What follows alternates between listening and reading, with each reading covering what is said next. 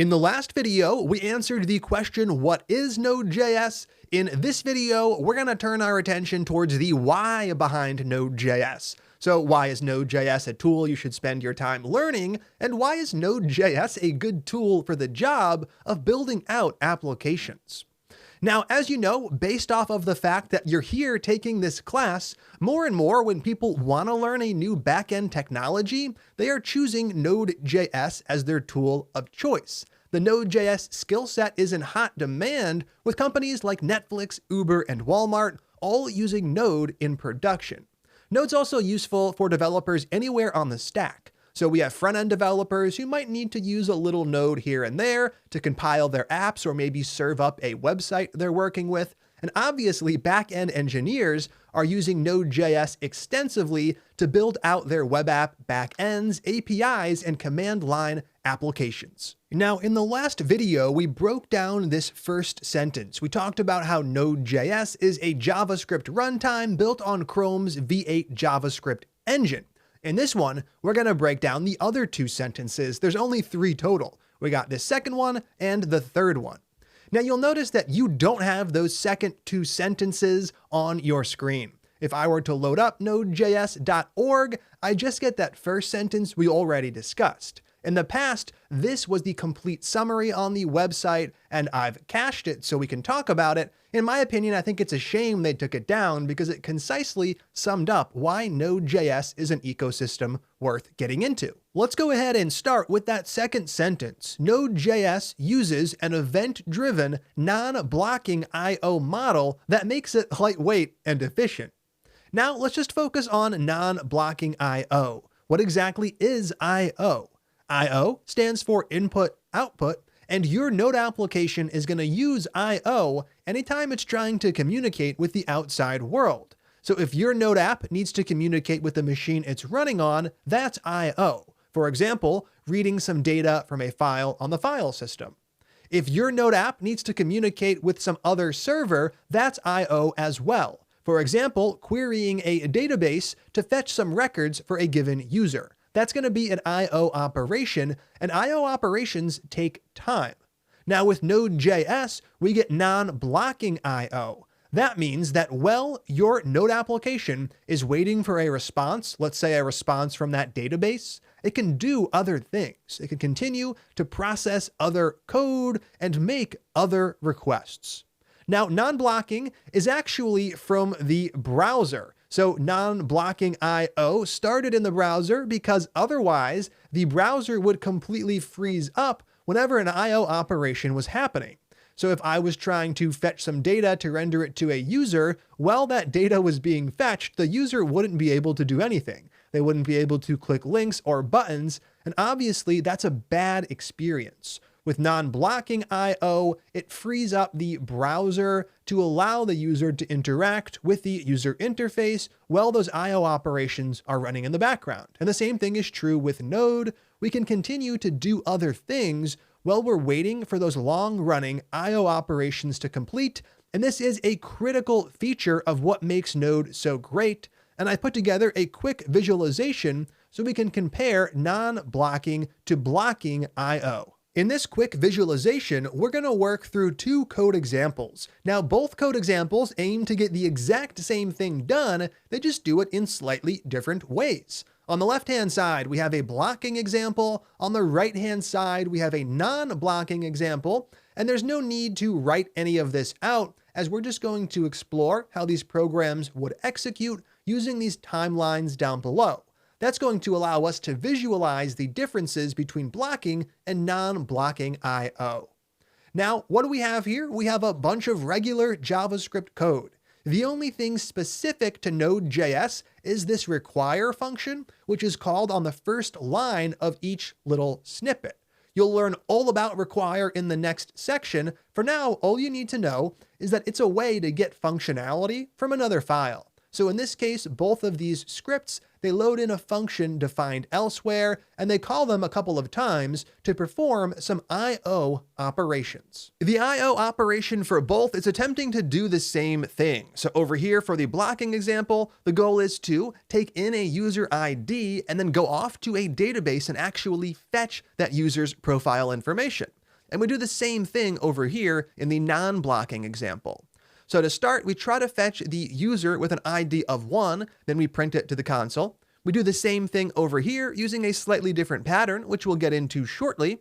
Then over here, we try to fetch the user with the ID of 2, and we print that to the console, and we do the same thing over here.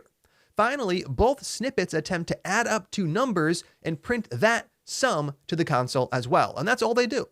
Now down below, I have some units for each timeline. That's going to help us compare the relative operating speeds. They're not exactly seconds, but for the sake of this example, you can definitely think of them as seconds. And now we're actually going to run through each, seeing how they execute. We're going to start with the blocking example, and for both examples, we're going to ignore that first line. The first line is the same for both, and it's not part of this whole blocking versus non-blocking discussion.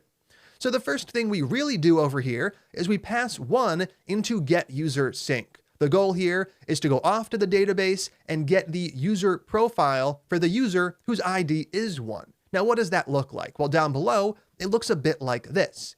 Here I have a block representing the time this entire operation takes to complete. And in this case, I've chosen to make the length of our I/O operation 2 seconds. And that's going to be the exact same length of all I/O operations in these examples, regardless of whether it's blocking or non-blocking. So this includes everything. It includes initiating the request and actually waiting for the database to fetch the data and send it back to our node application. So once that's done, what do? We go ahead and just print user1 to the console. That is not an I/O operation, and it runs really quickly. From there, we continue working through our program one line at a time. We go one after the previous. So right here, what do we have? We have user2, and we get the second user by passing 2 into getUserSync. Once again, we wait 2 seconds to actually get that second user. Right here, these two blocks are the exact same length. The next thing we do is we go ahead and print that second user. That happens on line 7. Once again, not an I/O operation. It runs really quickly. And the same thing is true of the last thing we do, which is we calculate and print the sum. So this is the order of operations, and this is the entire time it takes to run. In this case, let's say it's basically 4.5 seconds. Now you'll notice the bulk of this 4.5 seconds is taken up by fetching second user and fetching first user. And while that's happening, our app isn't doing anything. It's waiting for the database to send the data back. It's not actually doing any work on its own. Now let's go ahead and run through the example on the right to see how this differs even when the I/O operations still take 2 seconds. The first thing that happens over here is the same thing that happened over here. We are attempting to fetch the user with the ID of 1. So what does that look like? Well, you'll notice that over here, we're actually passing a function in as our second argument to get user. This is using the callback pattern, and if it's something you're not familiar with, if this code looks really foreign, that is a-okay for the moment. We're actually going to cover all of this in detail in the class. For now, we're just using it to illustrate at a high level the differences between the two patterns.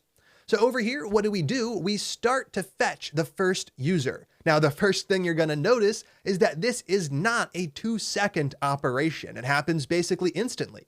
That's because we're not waiting for the response from the database. That's the long-running I/O. Instead, we are just starting that process, allowing it to run in the background. So right here, we are essentially registering our I/O event with Node.js, telling it to call this callback when at some point in the future, we get the response we were hoping for. Now, the same thing is true down below. So the next thing we do is we actually start the process of fetching the second user exactly like we did up above. So at this point, Node is actually waiting for 2 long-running I/O operations to complete, and they're both happening in the background. It's not taking up our application's time, preventing it from doing other things. And we can prove that by talking about the next step. The next thing that happens is we actually calculate and print our sum. These 2 lines down below, they do not care about the user response for either user1 or user2. They should be able to operate completely independently, and that's what we're seeing right here. There's no need to wait for those 2 responses before calculating and printing the sum.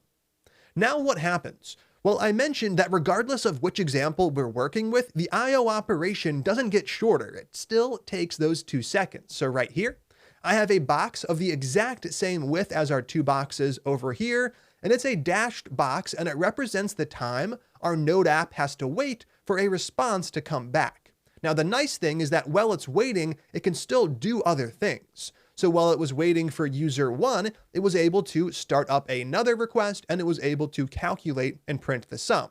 Now, after those 2 seconds, we still get the user data back. This is when Node.js calls our callback function, and we are able to print the user, and that's what I see right here. Next up, we wait for that second request. This starts just a little bit later than the first, and it finishes a little bit later. And once we get that data back, we are able to print the second user to the console. If we look at the total operating time, I can see that the non-blocking example was able to finish in just over 2 seconds, while the blocking example was able to finish in just over 4 seconds, a difference of 50%, making the non-blocking example twice as fast. Now, obviously, that's because we were able to overlap the part of our application that took the longest, which was waiting for the I/O to finish. Down below, we were able to wait for both at the same time, and while we were waiting, our app could even perform other things like firing off another request or calculating and printing the sum. That just is not possible using a blocking model. So in this course, we're going to be working with non-blocking code throughout the class, and that's what makes Node so ideal for things like server-side development, where we're making web servers and application backends. It's going to allow your Node app to process multiple requests at the exact same time for different users. So you could be fetching some data for user 1 while processing a new request from user 2. Now let's go ahead and run some Node code to actually see these two examples in action. Right here, I'm going to put on a quick demonstration actually running the two files we just had over in that visualization. On the left, I have my blocking example, character for character, what I had in the other file, and the same thing is true on the right with the non-blocking example. Once again, you don't have to worry about opening this project up or writing this code. This is just for demonstration purposes. We'll start diving into coding together in the next video. For now, what we're going to do is run these two scripts to see how they execute, which is going to be exactly how we described them in the visualization. On the left-hand side, I'm going to use one terminal for the blocking example. On the right-hand side, I have a second tiny terminal for the non-blocking example.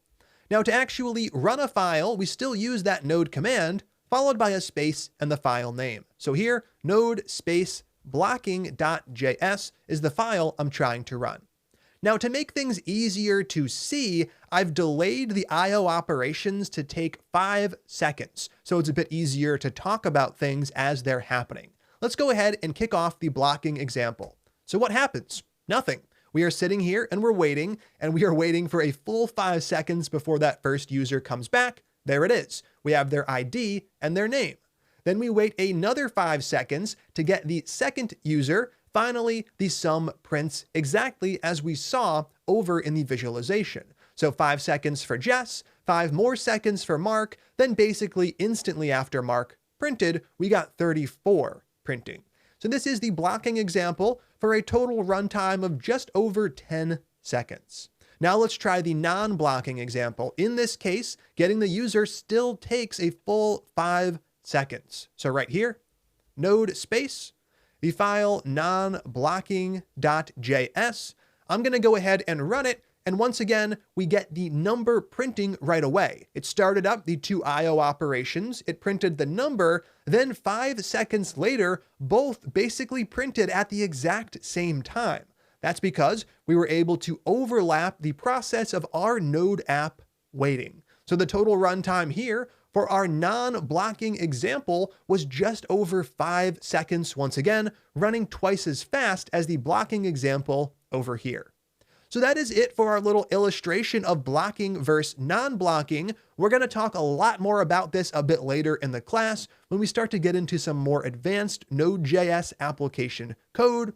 For now, though, we have done a pretty decent job at exploring this second sentence. Node.js uses an event-driven non-blocking I/O model that makes it lightweight and efficient.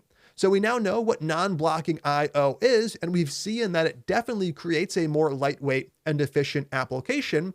And event-driven is just that process of registering those callbacks and having them called when the I/O operation is done, and it's something we will talk about in detail later on in the class.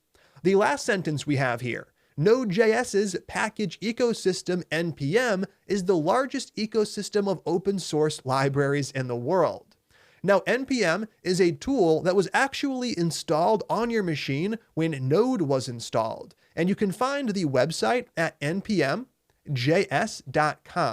Here, a website we'll be spending plenty of time in the class. You can search for all sorts of pre-written packages that you can use inside of your application. So if you want to validate emails, there's a package for that. If you want to send emails off or communicate with a database or create a web server or pretty much do anything else you can do with Node, there are libraries and packages that make your life much easier. We're going to make heavy use of NPM packages throughout this class, which is exactly what real developers do when they're building out Node applications. This is something we'll start to explore in the very next section. So we know a little bit about what Node is and why it's a tool worth learning. In the next video, we're going to wrap up this little introductory section by actually creating and running a script on our own. I'm very excited to get to that, so let's go ahead and jump right in to the next video.